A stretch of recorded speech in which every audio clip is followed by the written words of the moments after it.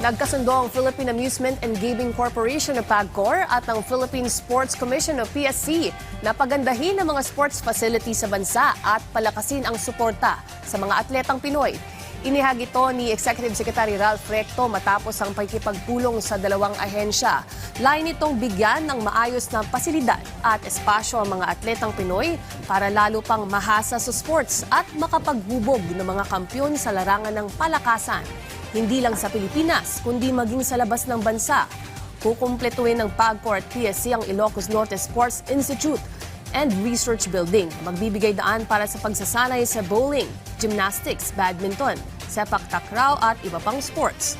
Pabibilisin din ang paggawa ng General Luna Convention Center sa Siargao na magsisilbing training facility at academy para sa surfing, coastal rowing at iba pang sports activities. I-upgrade naman ang Siargao Sports Complex at lalagyan ng basketball, volleyball, badminton at rubberized track oval.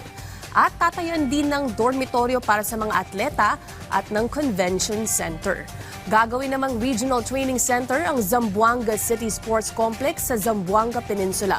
Bukod sa pagsasanay, inaasahan din itong papalalago sa sports tourism at magbibigay daan para manguna ang Pilipinas sa pag-host ng mga international competition na magpapalakas sa posisyon ng bansa sa global sports stage.